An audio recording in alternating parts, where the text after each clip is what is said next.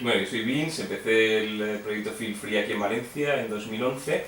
Es mi ciudad, es donde he nacido y he crecido siempre y estudié aquí también en la Facultad de Bellas Artes de San Carlos. Yo empecé en 2011 un proyecto en las calles donde pretendía enseñar al resto de la gente pues lo que yo veía sobre la sociedad, como mero espectador, como observador. No me gustaba cómo estaba organizado el mercado de galerías aquí en Valencia y decidí que la calle era un sitio muy guay, gratis, sin horarios, sin pedir permisos, sin tener que pasar un filtro y donde la gente podía decir si le gustaba o no a través de las redes sociales o incluso in situ en la calle. A veces veía gente que se fotografiaba y lo subía y le encantaba y otras veces pues te arrancaban los genitales o te escribían encima y es donde realmente puedes ver la respuesta de la gente. Bueno, yo había pasado cuando terminé Bellas Artes en 2003. Estuve un par de años moviéndome por concursos a nivel nacional, a algunas galerías, pero no acababa de encontrar el camino, por así decirlo. Lo veía todo muy limitado, tenía que pasar demasiados filtros, tenía que pasar por la aprobación de mucha gente. Y me pasé muchos años haciendo otras cosas.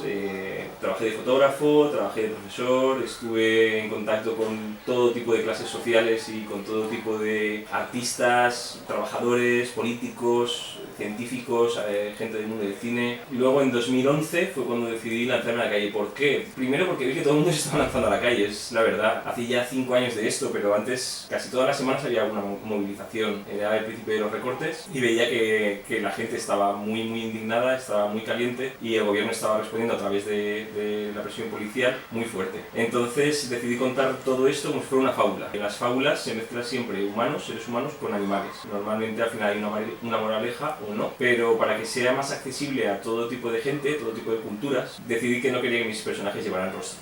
Sobre lo de pintar en la calle, ¿cómo debería ser? ¿Debería ser un arte más social o un arte más reivindicativo? Yo creo que cada uno debería hacer lo que le diera la gana, sinceramente, en los espacios públicos. Creo que están regidos en todos los ayuntamientos por igual, es decir, un espacio público, si tú pagas dinero, se te pone una valla, se te pone una parada de autobús, mientras tengas dinero y seas una empresa puedes invadir los espacios públicos. Si eres un ciudadano y quieres utilizar el espacio público para expresarte, no puedes. Hay diferencias, por supuesto. Este ayuntamiento, por ejemplo, es mucho más tolerante respecto a eso que el anterior. Hay otras ciudades donde dejan espacios de libre expresión, te dejan un muro para que pintes lo que te dé la gana y que cada uno, cada día tenga otras cosas diferentes. Hay veces que eso no está ni siquiera regido por los ayuntamientos, está regido por la gente del barrio. A los ayuntamientos les da igual. Si tú estás en una zona como era Shoreditch hace 4 años en Londres, cada semana había un mural impresionante. En el momento que llegan los Juegos Olímpicos, en el momento en que el barrio empezó a subir, porque estamos hablando de un barrio bastante céntrico, la zona se llena de hipsters, la zona se llena de pasta, la zona se llena de empresas y pasa de ser una zona marginal a ser una zona tremendamente cara. Y ahí sí, ahí el ayuntamiento se pone los ojos y dice esto sí, esto no. Pero mientras tanto, eso es lo guay de descubrir una zona, eso es lo guay que tenía Ruzafa hace 5 años. O La Palanca en Bilbao. Una de las cosas más chulas por las que yo aposté por el arte urbano es porque no había reglas. La única regla era hacerlo en la calle. Había gente que pintaba con sprays, gente que pinta con pincel, con stencils, gente que pega papel, o con baldosines como Space Invader. Cada uno tiene una técnica libre y una temática y hace lo que le da la gana. No piensas en vender, es lo guay. Cuando pasas por una galería es muy fácil que te venga el chip de ¿y esto se venderá, esto no? Olvídate, vete a la calle, haz algo ahí. Ahí no vas a pensar en vender. Sí que es cierto que durante 2 o 3 décadas el arte ha sido demasiado elitista. El arte conceptual, desde mi punto de vista, y lo que respecta a mí, ojo, lo que si a la gente le encanta, perfecto, pero a mí me limitaba mucho, porque estábamos hablando de pajas mentales, de gente que consigue rizar el rizo de una manera, muchas veces yo lo disfruto, pero es que yo tengo una formación académica, yo he estado 5 años en Bellas Artes. Personalmente me puede encantar la obra de un autor conceptual y a la gente del barrio no tener ni idea. Estaba cansado también de eso. Muchos de mis amigos, la mayoría de mis amigos no son artistas. Y a todo el mundo le gusta el cine. A todo el mundo le gusta un tipo de película, te puede gustar el cine de acción, te puede gustar el cine de autor, pero te gusta el cine, el medio, te gusta la música, lo mismo. Y el arte, la gente me dice, es que a mí no me gusta el arte, es que yo no lo entiendo.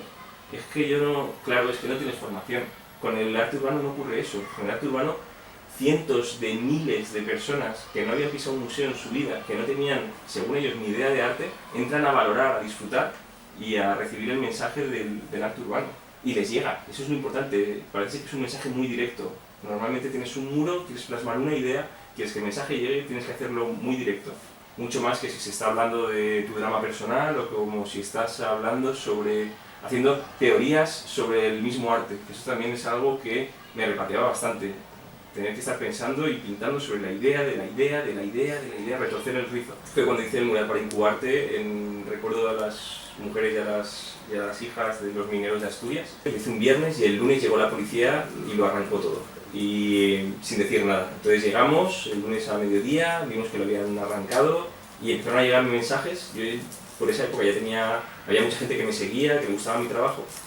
Y empezaron a llegar mensajes de gente diferente diciendo que había sido la policía. Entonces, con la organización, por Incubarte, llamamos a toda la prensa y dijimos, mira, han arrancado el mural y solo han arrancado los cuerpos de los policías. Normalmente cuando pintaban en aquella época arrancaban las tetas, las pollas, los coños, pero en ese momento solo los policías. ¿A quién le puede interesar arrancar los policías? De manera que empezamos a sospechar que era eso. Y Canal No, que todavía existía, grabó, se puso a hablar con los vecinos y encontró las imágenes de los policías arrancando, que unos vecinos habían grabado. Entonces, nada, el telediario de ese día se cerró con eso y me acuerdo de estar grabándolo con el móvil en la televisión y decir, madre mía, la que se va a liar.